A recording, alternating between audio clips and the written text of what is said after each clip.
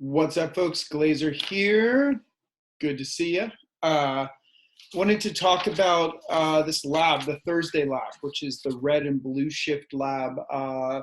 Pretty straightforward, I think. Make sure you watch that video if you haven't seen it yet, but getting a few questions on number 6. So I want to show you how to do number 6.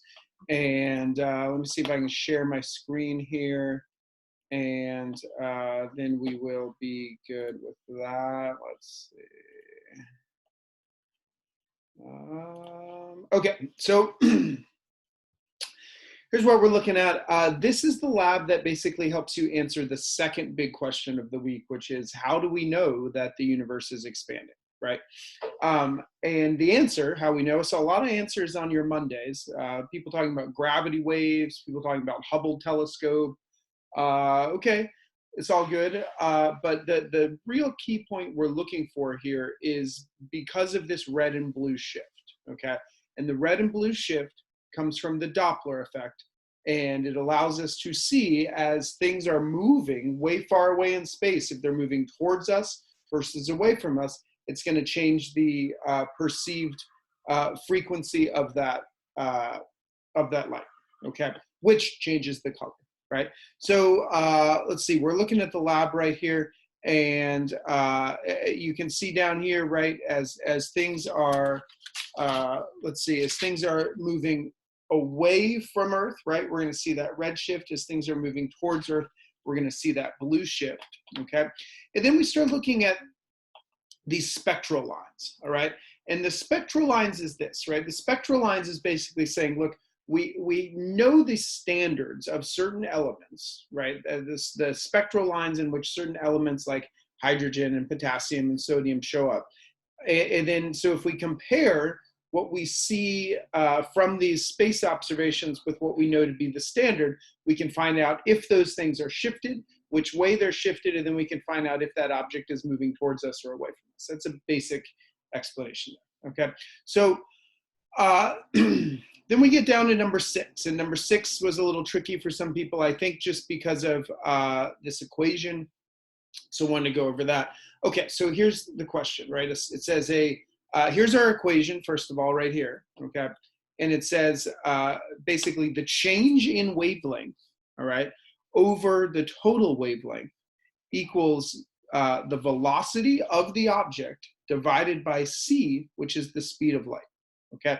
All right, so let's look through this. Then down here, number 6, it says, I think I can get both of these kind of up on the screen. It says a spectral line of hydrogen is normally seen at 500 nanometers, okay, which means that's the wavelength. It's observed in the spectrum. Oh, there's a typo there as well. I just knew that. I've read this like 30 times. I just saw that typo. It's observed in the spectrum of a star at 510 nanometers, okay? Okay, so again, this is, what's the best way to do this? I'm gonna go back to, I'm gonna stop screen sharing so I can show you this. I tried the presentation mode and it didn't really work, so we're just gonna go old school like this. I think you guys can see this. Okay, so that's our equation there, and I'm gonna start filling it, okay? So it says the normal is 500 nanometers, and we saw it at 510 nanometers, so that means our change in wavelength equals 10 nanometers, and our total wavelength equals 500 nanometers, okay? And that's still equal to the velocity divided by the speed of light, okay? Okay, so then we can simplify that a little more.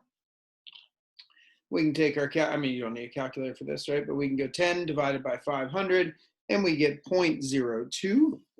So now we know that equals the velocity over C right there, okay?